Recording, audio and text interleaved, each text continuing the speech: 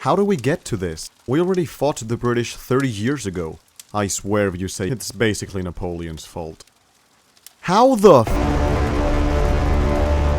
It's the start of the 19th century, and the USA was a relatively new and weak nation, but it was getting crazy rich, trading with both the British and France. There was only one problem though. They couldn't stop fighting each other. And with this treaty, we finally end hostilities. Don't say it. Do not say I declare war.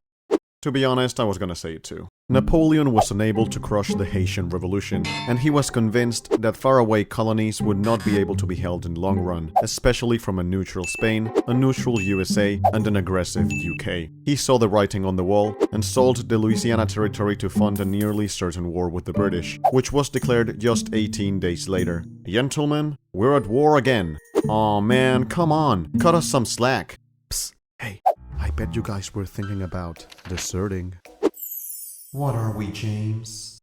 Actually, yeah, that's probably easier to explain. With the supply of British sailors decreasing and the demand for them increasing, the UK began the forcible conscription of deserted British sailors through a practice known as impressment. Even though the Royal Navy targeted deserted British sailors, they mistakenly impressed some Americans too. The American public was outraged at the theft of their citizens, and saw it as a challenge to their still fresh independence. Despite this controversy, British-American relations sort of thrived, as Jefferson's desire to annex Florida continued to draw him closer to the UK, as Florida was Spanish, and Spain had just declared war on the British, and France was their ally. Jefferson hoped to take Florida in the case of an all-out war. However, after the battles of Trafalgar and Austerlitz, the Napoleonic Wars stalemated, as the UK affirmed its control of the seas and Napoleon secured his dominance of the continent. Both powers knew it was time for economic warfare. The UK issued the Order in Council of 1806, declaring all ports from Brest to the Elbe River to be under a state of blockade. Napoleon answered with the Berlin Decree, which declared the British Isles in a state of blockade and forbade all trade or correspondence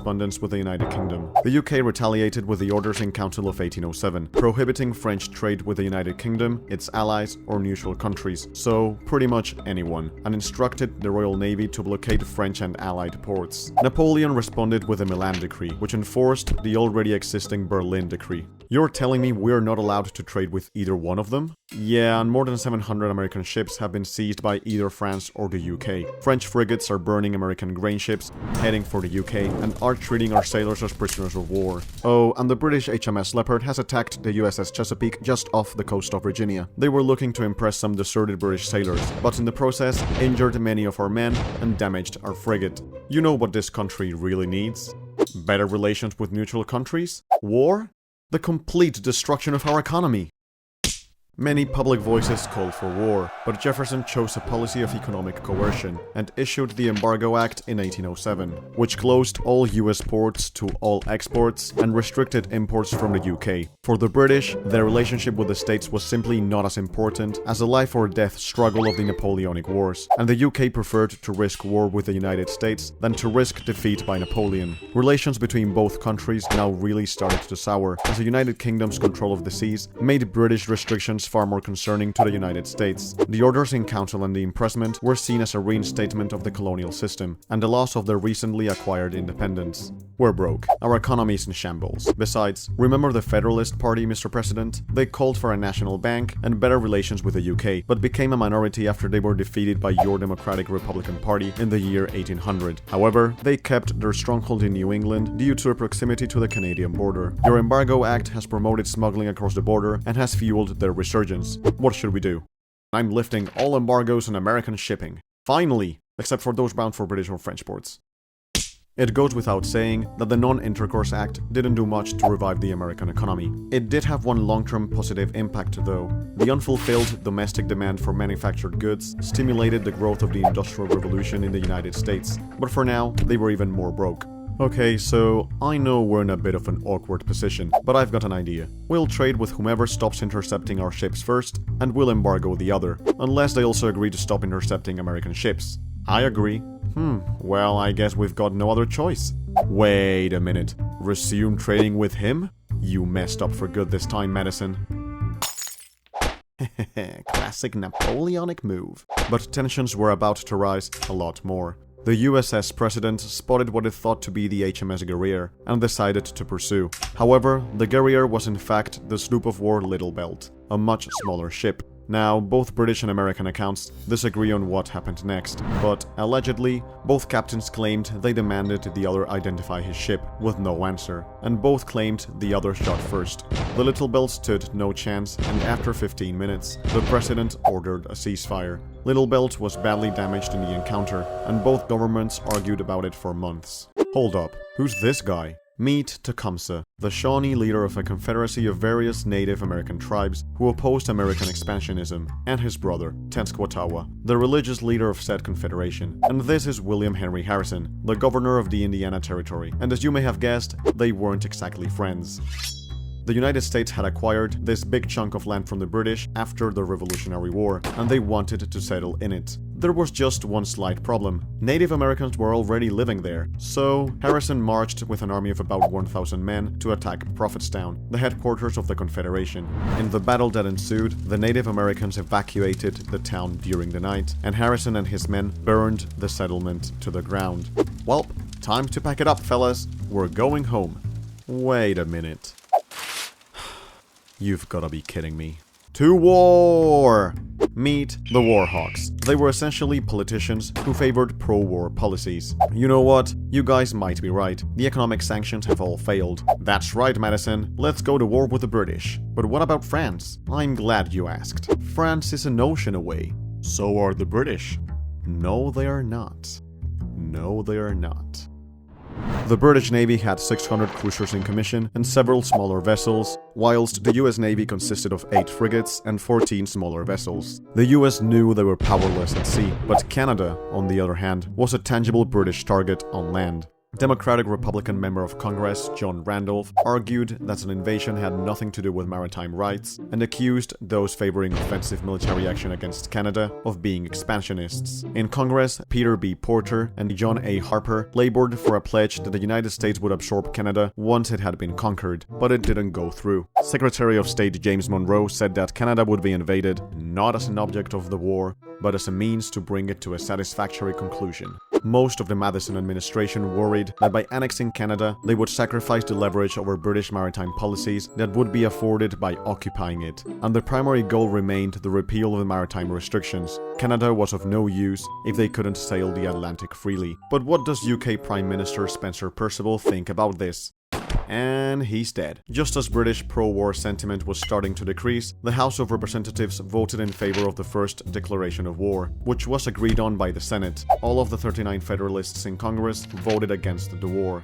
I hereby announce that the Order in Council will be suspended shortly in an attempt to reduce tensions with the United States. My lords, war has been averted.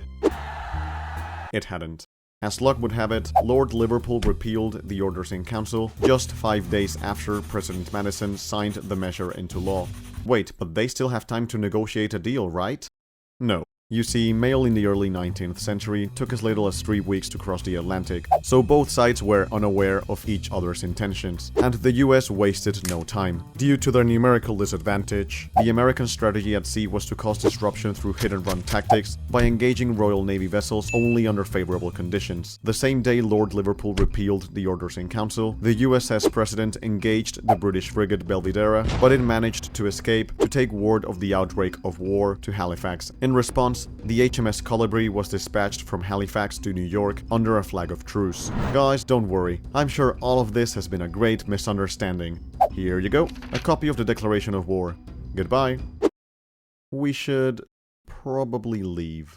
When war was declared, the US were not in shape to stand up against the British Empire. They had a small army, and they were poorly trained and undisciplined. Randolph opposed the war. He was described as a witty, quick-thinking orator, so all of his lines are going to be actual real-life quotes from him. Go to war without money, without men, without a navy. The people will not believe it. Despite minimal preparations for an invasion and being unfit for war, confidence was abundant among US leaders, as they expected the Canadian population to welcome their armies as liberators. They thought they preferred an American government to a British one. It seems this is to be a holiday campaign. Canada is to conquer herself. I know you're being sarcastic, Randolph, but yeah, That's right. The acquisition of Canada this year, as far as the neighborhood of Quebec, will be a mere matter of marching. You will be emancipated from tyranny and oppression. Whoa! William Hull crossed into Canada from Detroit and took the town of Sandwich, but a British patrol out of Fort Malden engaged him and forced him to fall back. Now, the main British strategy was a defensive stance in Canada and a naval blockade, as war with Napoleon was using most of the UK's resources, so they couldn't send men or the whole navy to battle against the US, so they relied on militia units and Native American allies to support the British Army regulars already stationed there. When war was declared, the majority of New England refused to recognize it or contribute militia to the war effort, which explains why most of the fighting took place here and not here. This was a problem for the Americans, as they heavily relied on militia units to fight the war. The Connecticut General Assembly went so far as to reject the notion that cooperation was required by the Constitution, declaring that Connecticut was a free, sovereign, and independent state.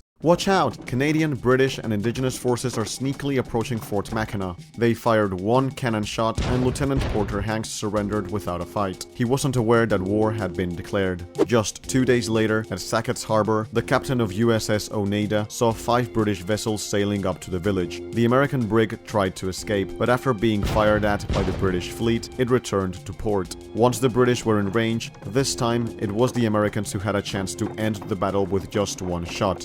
They aimed their cannon from the shore battery and lit the fuse. It fell too short. The British laughter could be heard from the village. A 2-hour bombardment from both sides followed, with no clear winner in sight, until a well-placed shot struck the stern of the Royal George. The British retreated after this. As for the Americans, well, they started singing Yankee Doodle. Meanwhile, London received some shocking news. Have you guys seen this? What's wrong? There's an unclaimed rock in the middle of the Pacific. No way! Gentlemen, please, what are we gonna do about the declaration of war? We'll just wait for them to receive the repeal of the orders in council, James. Now let's get to that rock. Huh, it seems like the British have repealed the orders in council. Wait a minute. The repeal can be repealed in May 1813 if French or American conduct so requires? They're trying to trick us.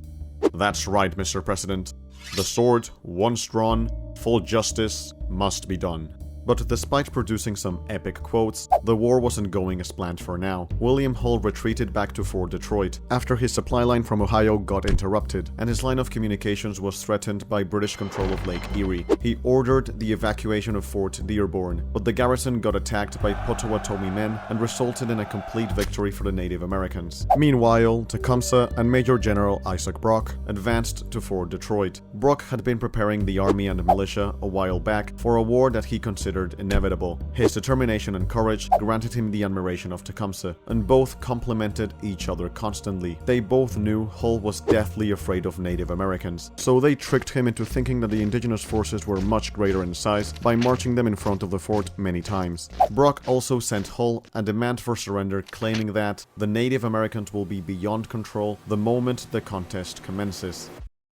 Gee, that was fast. Ironically, things were going much better for the Americans at sea. On August 19, the USS Constitution sighted a large ship and decided to investigate. It had written not the Little Belt. Captain Isaac Hull recognized the HMS Guerriere, and both ships prepared for battle. As the Constitution closed, Captain Dacres fired a broadside that fell short. The Guerriere then ran before the wind for 45 minutes, with Constitution on her quarter. Captain Dacres yawed the ship several times to fire broadsides, but they were inaccurate. After one cannonball bounced off the side of Constitution, the ship earned the nickname of Old Ironsides. Once the range had closed, both vessels began exchanging broadsides, and after 15 minutes, one of Guerriere's masts fell overboard and started dragging her around. The Guerriere was no match for the superior firepower and thicker hull of Constitution. Captain Hull then maneuvered to fire another broadside at Guerriere's bow, but the latter's bowsprit became entangled in Constitution's rigging. Boarding parties were summoned and musket fire started.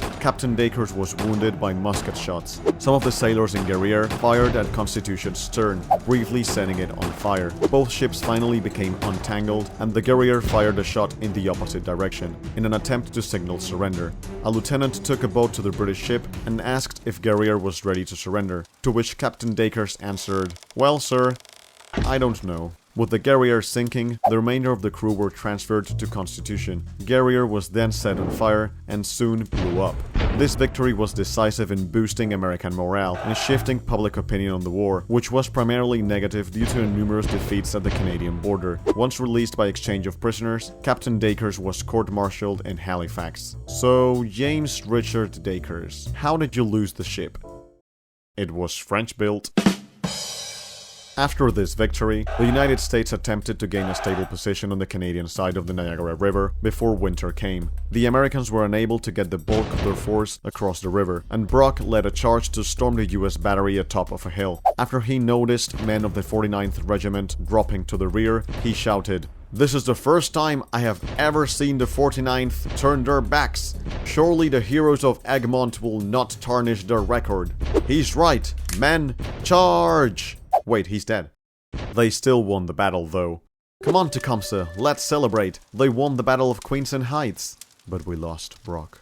The United States had plans to advance north and retake Fort Detroit. After forcing the retreat of the British from Frenchtown, they were met with a surprise counterattack led by British Major General Henry Proctor. The Americans, who were unaware that reinforcements were coming their way, surrendered, but still got massacred. Well, at least things were going much better for them in Ogdensburg, as they were regularly raiding British supply lines across the river. That was until the British had enough of it and charged at them with cannons mounted on sleighs and a priest wielding a crucifix to encourage lagging soldiers. Caught by surprise, the Americans were forced to retreat after some exchange of fire. Meanwhile, in York, an American force with support from some vessels captured the provincial capital after defeating the Allied forces. York was a less important military objective than Kingston, where the British ships on Lake Ontario were based, and the battle didn't have much relevance in the war overall. That was until the Americans looted and set fire to the town. Without realizing it, they had lit a desire for vengeance in the hearts of the Canadians, and this action would have consequences. In Fort Mex, Proctor and Tecumseh attempted to capture the fort to prevent an American offensive against Detroit, but the British failed to capture it and raised the siege. You were nothing like him. Back in the Niagara Peninsula, Lieutenant Colonel Winfield Scott launched an amphibious assault on Fort George and captured it. The British and their allies were outnumbered, but managed to avoid encirclement and most escaped. They retreated towards Burlington Heights after gathering the British forces at Fort Erie. After this, the Americans were able to move several schooners that had been blockaded into Lake Erie. These vessels would later prove useful in an upcoming battle. However, Americans were slow to take advantage of the capture of Fort George, and they allowed a surprise night attack to be launched at an American camp in Stony Creek. But what about the Atlantic Theater? Well, in the famous Battle of Boston Harbor, the HMS Shannon was waiting at sea. Her captain, Philip Broke, had written a letter to Chesapeake's Captain James Lawrence, but he sailed from Boston before it could be delivered to meet the Shannon. Chesapeake suffered a lot in the battle, and was left to drift after her wheel was shot away. Let's show them what we're... Captain! Don't give up the ship. Parlay? Troops from the United States Army marched from Fort George to attempt a surprise attack on the British outpost at Beaver Dams. They stayed overnight in Queenston, where Laura Secord, a town's resident, had learned of the Americans' attack plans by her husband. She then embarked on a treacherous trek to warn the British. When the Americans resumed their march, they were ambushed by native warriors and surrendered to a British detachment. After the failed siege of Fort Meigs, Proctor and Tecumseh moved east to try to capture an American supply base guarded by Fort Stephenson. Proctor met Major George Croghan under a flag of truce and urged him to surrender the fort, but Croghan refused. So they bombed it. Croghan returned fire with his only cannon, Old Betsy, and changed its position frequently in the hopes of tricking the British into thinking that he had more than one. His ammunition was running low, so he ceased fire and ordered his men to conceal Old Betsy in the likeliest position of a British attack in the morning. The next morning, the British faked an attack on the southern angle twice, then approached the northwest one. But they were met by none other than Old Betsy, who fired at point-blank range and destroyed the British column. Proctor quickly retreated and sailed away. In the southern states, a conflict within tribes of the Muskogee was brewing. The US territorial expansion had caused division within the tribe. Some were okay with adopting Western culture, but one faction, the Red Sticks, weren't going to let that slide. Yo, check this out! Isn't it cool? Let's westernize! They traveled to Pensacola, in Spanish Florida, to receive supplies and weapons from the Spanish governor. The United States sent out a force to intercept them. They ambushed the Red Sticks as they were having lunch and started looting the supplies, but they let their guards down and the Red Sticks were able to counterattack and drive off the Americans. The Red Sticks then attacked Fort Mims as the soldiers stationed there were having lunch, storming through the main gates and taking the fort. The massacre that ensued sent shockwaves throughout the southeastern United States, with federal troops occupied with the northern front of the war. Tennessee, Georgia, and the Mississippi Territory mobilized their militias, with Major General Andrew Jackson commanding them. The Red Sticks were officially at war with the United States. Remember the schooners that had been moved into Lake Erie after the Battle of Fort George? Well, they proved instrumental in the American victory in the Battle of Lake Erie. With his supply line cut, Proctor evacuated Detroit and retreated north up the Thames River to Moraviantown. "We cannot evacuate Detroit. If we retreat, the tribes will be left unprotected." Listen, Tecumseh. Proctor could not defend the area anymore, as there were no supplies and no guns. Tecumseh had no option but to go with him. During the retreat, the soldiers had been reduced to half rations. The British soldiers were very demoralized, and Tecumseh's warriors grew impatient with Proctor for his unwillingness to stop and fight. When Harrison finally caught up, in the battle that followed, the British regulars fired a single fusillade before retreating in disorder. Proctor and 250 of his men fled the battlefield, while the rest of his soldiers surrendered. Tecumseh and his warriors continued fighting, but this would be Tecumseh's final battle, as he got shot during the fight. As news spread of Tecumseh's death, Native American resistance stopped, and his confederacy dissolved soon after. The United States set up a force of 8,000 men to capture Montreal, but due to poor lines of communication, untrained troops, and very few experienced officers, the battle resulted in an Anglo-Canadian victory, with the majority of American forces retreating to the south bank of the river. Speaking of retreats, with the onset of winter, the Americans stationed at Fort George abandoned it and set fire to Newark. The British retaliated by capturing Fort Niagara and burning down Lewiston. They then advanced onto Buffalo, but decided to spare the town as its name reminded them of the fluffy animal. I lied. They burned it too. In the southern states, Major General Andrew Jackson and his Muskogee, Cherokee, and Choctaw allies defeated the Red Sticks and ended the Creek War after signing the Treaty of Fort Jackson, which forced the Creek Nation, both friend and foe, to cede a bunch of land to the United States government. Breaking news! Napoleon has been defeated! And the UK now has all of its troops at its disposal. With Napoleon's defeat, the UK was now able to use its troops and ships to continue its war with the United States. They began a blockade of the US coast and occupied coastal islands to use these forces in raids along the Atlantic seaboard to draw American troops away from Canada. Over 3,000 slaves escaped during this blockade and either joined the ranks of the British forces or settled in Nova Scotia and New Brunswick. Up in the north, after the withdrawal of most of the American soldiers to help in the failed capture of Montreal, the British had recovered positions on their side of the river. The Americans, however, were eager to take Fort Erie back and to win a victory in Canada before British reinforcements were redeployed from the Peninsular War. Scott launched a full-scale attack with 4,500 men. The 137 British soldiers garrisoned in the fort surrendered immediately. From their base at Fort Erie, the Americans marched up the river and met the British at the Battle of Chippewa. The British commander believed that the British garrison at Fort Erie was still holding out, which led him to advance his forces over confidently. Scott quickly flanked the British troops and encircled them in a heavy crossfire. After 25 minutes of continuous pounding, and having his coat pierced by a bullet, Ryle ordered a retreat. Scott's force then led an attack on Anglo-Canadian forces near present-day Niagara Falls. It was one of the bloodiest battles of the war, as it saw intense musket fire at short range and friendly fire on both sides, caused by the smoke and confusion. The two armies fought each other to a technical stalemate. However, the number of casualties suffered by the Americans forced Scott to order a retreat. The British didn't interfere, as they were in no condition to do so. They won a strategic victory, as the battle had forced American troops to retreat to Fort Erie, but not without first destroying British fortifications along the way. The British then tried storming Fort Erie, but failed. After they left, the Americans withdrew from the area too, as winter was coming, but not without first demolishing the fort. Speaking of demolitions, after both economies were sent back to the Stone Age, they started peace negotiations in Ghent. The effect of territorial acquisition on the domestic balance of power became a key factor in calculating the desirability of expansion. Canada's annexation would alter that balance. The Louisiana Purchase had added land that would be carved up into a number of new states with yet undecided loyalties. But the potential annexation of Canada would mean the addition of new states with the ideology of New England and the Federalists. Federalists. Some thought that the Federalists actually wanted to have Upper Canada unite with them to increase their influence in the Union. The West and the South were alarmed that Canada would be inalienably incorporated into the Union and the Northern scale would be tipped to its favor. Many feared that secessionist movements could arise in the South. Few Americans were eager to re-assimilate Canada's British loyalists or its French population, as they thought their Catholicism and monarchism could contaminate American society. You are laying the foundation for a secession from the Union by the possession of Canada.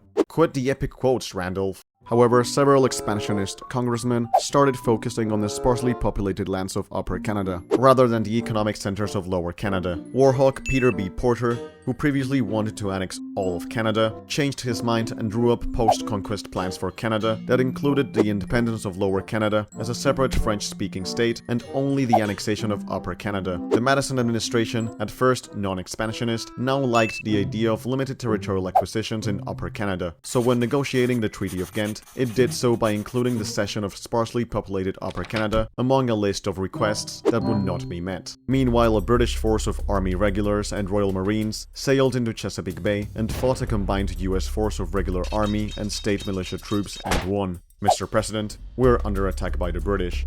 They've reached our capital? Who's leading them? Well, Lord forgive me, I'll just show you. The American militia fled through the streets of Washington, D.C., along with President James Madison and the rest of the federal government, who had been present at the battle. British soldiers then set fire to many public buildings, including the White House. Make sure to destroy all the C's. I won't let them abuse my name. A very heavy thunderstorm made the British return to their ships. It was also the first time most of them saw a tornado. What in the... The British tried to gain more leverage in the peace negotiations by launching an invasion of the northern states. And to be fair, they did manage to occupy northern Massachusetts. But the Americans were able to defeat them at Plattsburgh in a naval and land battle that ended with a retreat of British troops into Canada. They tried again by launching an attack on the port city of Baltimore, but the Americans repulsed sea and land invasions and killed the commander of the invading British forces. At Fort McHenry, 1,000 soldiers awaited the British naval bombardment. 19 British vessels began firing their cannons for the next 25 hours. Francis Scott Key, an American lawyer and amateur poet, watched the bombardment from a true ship on the river. Expecting the worst, the next morning, after the smoke and the chaos ceased, Key saw the American flag waving above the fort. Inspired, he wrote a poem, which would later become the national anthem of the United States. Man, that's one sick name. I hope they keep it. The fleet then sailed off to regroup before their final assault on New Orleans. Meanwhile, General Andrew Jackson led his infantry against British and Spanish forces controlling the city of Pensacola in Florida for having armed the Red Sticks in the Creek War. After being overwhelmed by the American forces, the British retreated immediately and the Spanish surrendered. We want Upper Canada. No. And we want an indigenous buffer state and a demilitarization of the Great Lakes. No. And we want our slaves back. No. But we'll compensate you for them. Status quo?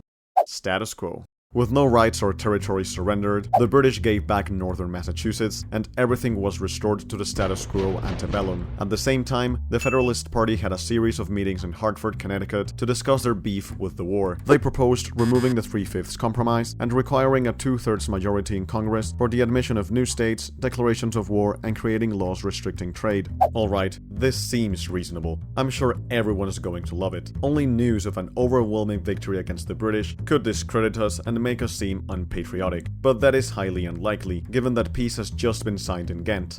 Please don't jinx it. January 8, 1815. The British plan to assault New Orleans. Major General Andrew Jackson orders the construction of a defensive line made by dirt and supported by timber along the Rodriguez Canal. He also stations artillery on the west bank to provide covering fire. The British artillery had been severely damaged by the Americans in an exchange of fire 7 days prior, so it was pretty useless. Major General Sir Edward Pakenham had planned a two-pronged attack. A force would try to take control of the American battery on the west side of the Mississippi River to aim it directly at Jackson's forces, and another one would overwhelm the defenses. On the day of the battle, a heavy fog settled in, and the British neared the American line. Do you see anything? No, the fog's too thick. We're going to need a miracle here. Well, this is awkward.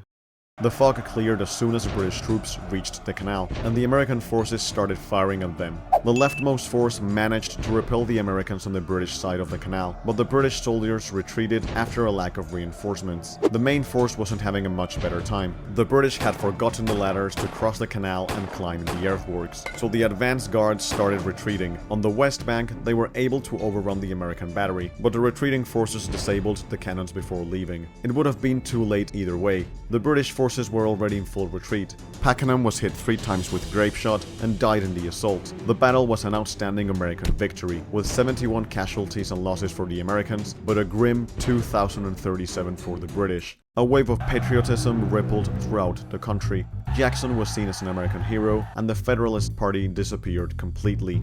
The war served to vindicate US sovereignty. To the Americans, it felt as a second war for independence. The British couldn't care less. They were just happy the Napoleonic Wars had ended, and Canadians felt proud of having held an offensive by the United States. Were there winners? That's for you to decide. Were there any losers? Well, yeah, the Native Americans. Let this war be a lesson, gentlemen. We cannot rely on state militia. We need a strong standing army. It seems reasonable. Let's just make sure not to overdo it. I'm sure we won't. Anyway, let's ratify this. The war is officially over.